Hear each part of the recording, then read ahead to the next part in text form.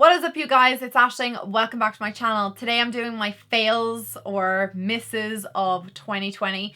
I actually feel bad talking about most of these products because I think they're all like drugstore or affordable. So I don't want you to think that I am jumping down the throat of drugstore products. You guys know how much I love affordability and getting a bargain, and drugstore products are my jam. I love them. But it just so happens these are the things that I didn't really like. And again, I don't need to reiterate this. I've mentioned this already from all of my 2020 videos that I didn't purchase that much this year makeup wise. I was really selective about what I got. I decluttered a whole lot this year as well when it comes to makeup. Just kind of bear that in mind when I am talking about these products. These are literally the standout misses of the year because I wasn't trying that much. It was kind of evident that these were things that I didn't like. And the first product I want to talk about is the My Skin Perfector Loose Fixing Powder from Essence. This is a very inexpensive powder. It comes in two shades. This one's nude, and I think there is a light version also.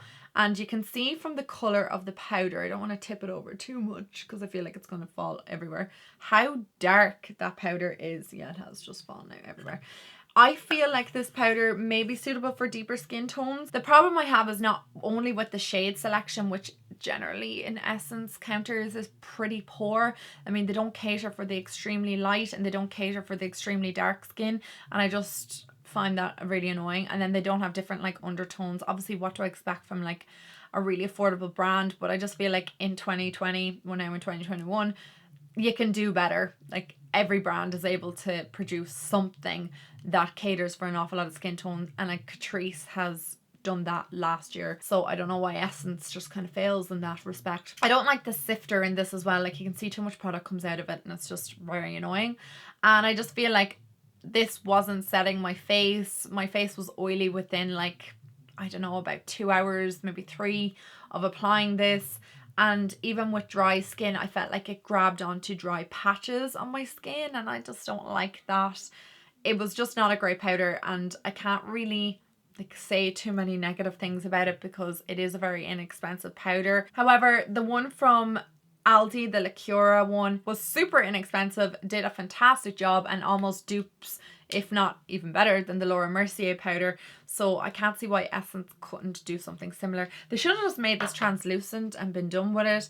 And I think it's the first translucent or loose product powder that I've ever used from Essence, and it was a flop for me. The next product is also from that My Skin Perfector line. This is a tinted primer. I've mentioned this before in a miss. I don't know when, but I did mention this before of why I don't like this. I have a couple of reasons. The first one being that it clings to dry skin. And when I was using this initially, I had like really, really oily skin because obviously I've mentioned before with the hormones and pregnancy, my skin has gotten drier. But when I had oily skin, this found dry patches on my skin that I didn't even know I had, and it clung to them. And it's supposed to be quite similar, I would say, like the Benefit Professional, but it's just not at all like that. It's very thick, and at the same time it doesn't really do anything. I feel like all it does is add cakiness to my skin, and it kind of is a bit slimy as well at the same time. So I don't understand why it was drying out my skin whilst being slimy and caking up my skin. It just wasn't doing anything for me. I found like all around here kind of clung to dryness if I had any, and I found like around my mouth as well. It wasn't a great product. I know the Catrice Face Base Perfector thing, I can't remember the actual name of it.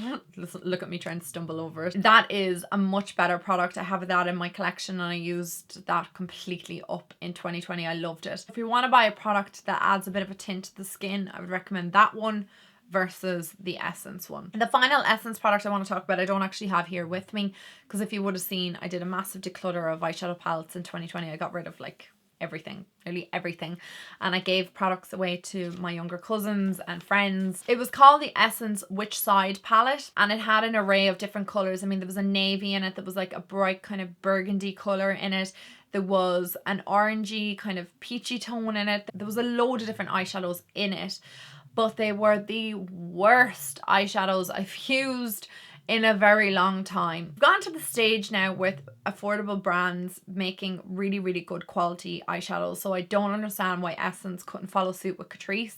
It was like an 11 or 12 euro eyeshadow palette, and most of the eyeshadows in it were patchy and very difficult to blend on the eye. Very, very complex eyeshadows to use. I used the navy on my eyeshadow in a look that I was going to create for you guys. I had to end up taking it off. I remember the frustration of the day that I was sitting down filming that, just been like, oh, I have to take off all my eye makeup now because it just would not blend. And then it went completely patchy in areas. And then I used the burgundy shade, and that still was patchy, but it was passable because of, you know, it wasn't as deep as the navy. But I mean, nobody wants to be picking up an eyeshadow palette like that you have to work that hard with. It's just not, no, it's just not what you want. And like I said in my last video that I ever mentioned that in, 12 euro for an eyeshadow palette is a lot of money when you could spend it on something that you actually genuinely want. I never really understood that argument, like, that's only 12 euro, like, get over it. But like, yeah, I could have bought something that I would prefer. I would rather spend 12 euro on like sweets if that's what I wanted, or on fizzy drinks if that's what I wanted. Obviously that's not good for your health, but you know what I mean. Like, if I preferred to have that, I would have got some enjoyment out of it. The eyeshadow palette was a waste, and I ended up getting rid of it because I don't even think my cousins would be able to use it, so I just got rid of it. It was not good. I'm going to stick with eyeshadow palettes and go on to this one. Very surprised that I'm mentioning it in a Mrs. video, because I did talk about how much I liked it when I initially purchased it. However, as the year has gone on, I felt like this was the biggest waste of money for me, and I don't know why I purchased it in the end, because I did buy it initially to review it for you guys and talk about the quality of it. I liked the first one so much, I thought I'd like this. But what I'm actually talking about is the Morphe by Jaclyn Hill Volume 2 palette. The colours in this are beautiful. It's something different. I don't have anything like it in my collection. There's beautiful pinky shades here and purple shades. The yellows in it are gorgeous. The golds, reds. It's just a beautiful looking palette. Like, it's absolutely gorgeous. Have I used it since my initial use of it in February? No. I have not picked this palette up once all year. I think I may have done like a look where I used the purple on my lower lash line, or was it the pink or something like that? Maybe it was one of these dark purples, I can't remember. But I can honestly say that I've used this palette maybe 1 month out of the whole year, which was probably when I initially purchased it. For me, it's been a bit of a waste because it's just been sitting there. I didn't want to donate it so quickly because I only got it in like February or March, whenever that was, and I did my declutter in August, so I just wasn't ready to part with it. But I feel like if I don't use this in the next year, my little cousins or Jenna or one of my friends or somebody is going to be getting a gift of this. When I mentioned it in a favorites video, I love the shades of it. I think it's very different. It's very unique to anything I have in my collection. It's just the lack of use. Like, I don't use it. So what is the point of having something that you do not use? It's just wasteful.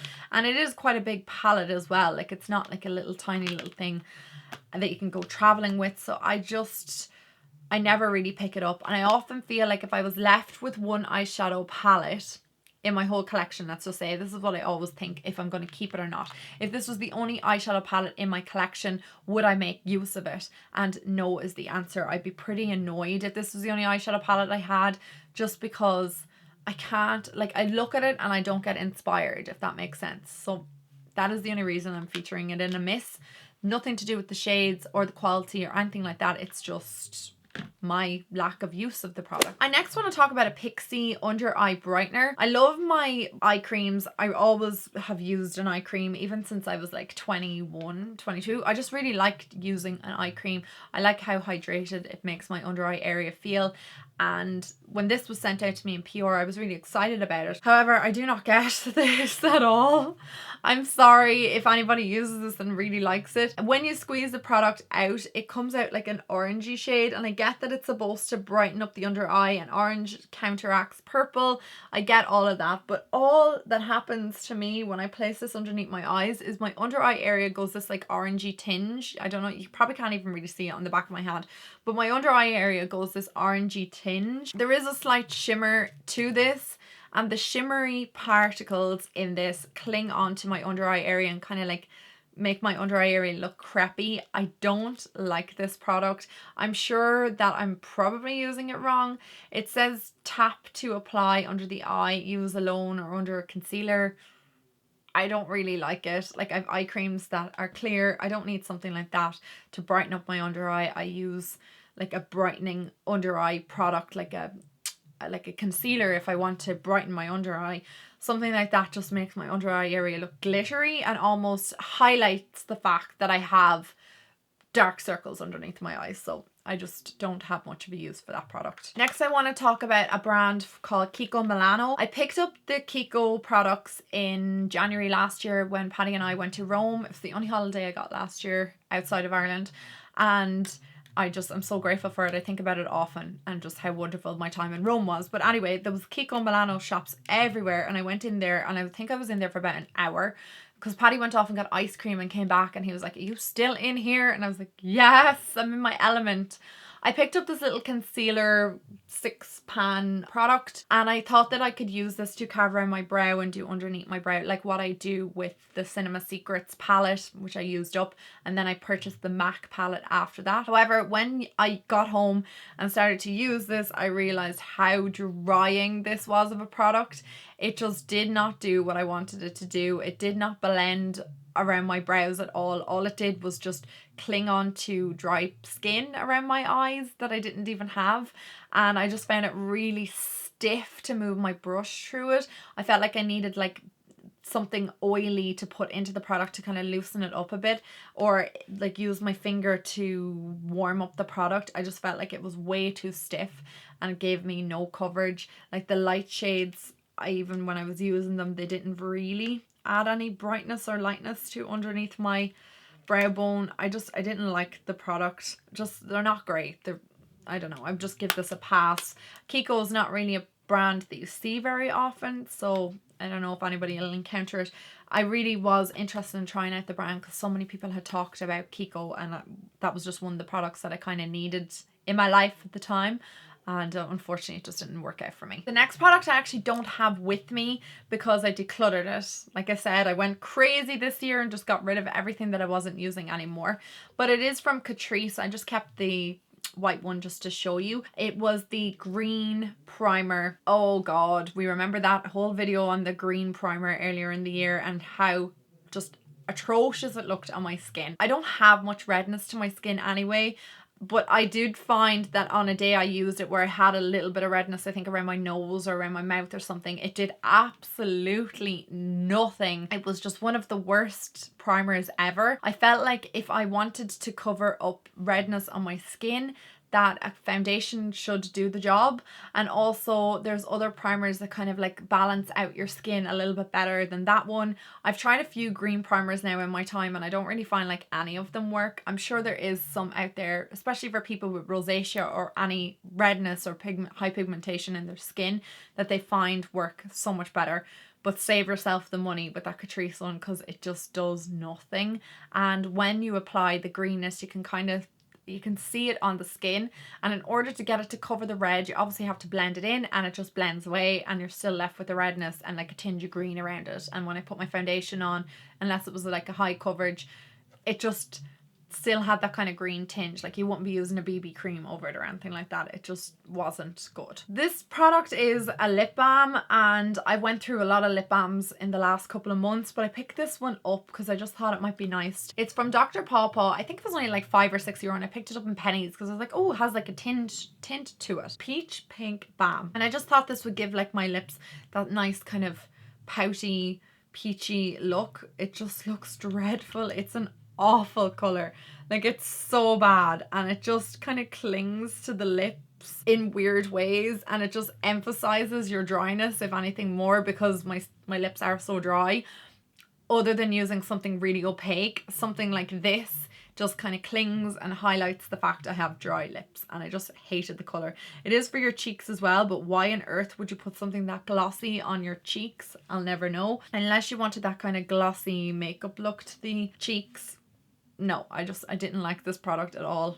Not good. No bueno. I am super conscious that the lighting has gone a bit funny, so I'm just going to open the blinds before I talk about my last two products. Okay, so the last two things that I want to talk about. The first one is a concealer, and this is the Catrice Cover Hydrate Anti-Wrinkle Awake Concealer. It has a sponge tip applicator on it.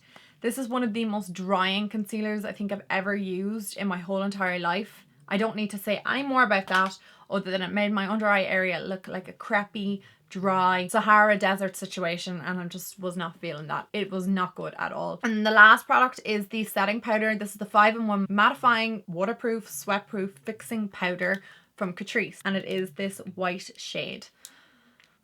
Again, I don't think I need to go into too much detail about this. Why you would make something like that, I don't know. I know it's supposed to be like translucent, but it leaves like a white film on my face that I did not like, and I just can't imagine where or what way you would use this, even underneath your eyes to brighten up your eyes.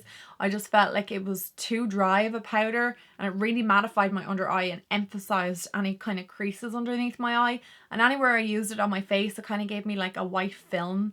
Wasn't what I wanted in a setting powder, so no, I would pass on that. Guys, I've come to the end of my misses of 2020. I hope you guys enjoyed today's video. I'm sorry I had to fly through the last bit of it. I am just so conscious of the light. Apologies, that's my own fault. I should have started filming hours before I did, but sure, look, you kind of live and you learn. There's snow coming. I can see it in the sky. Guys, thank you so much for watching all of my videos from 2020. And I hope to see you all in 2021. I cannot wait to do new content for you guys, and I'm welcoming a little bambino in May, and I'm so excited to meet my baby in May. So there's going to be kind of a mix of content there with lifestyle and beauty thrown in, and I hope you guys enjoyed today's video. If you did, give it a thumbs up. I will talk to all of you guys in my next one. I love you so much. Mwah. Bye guys.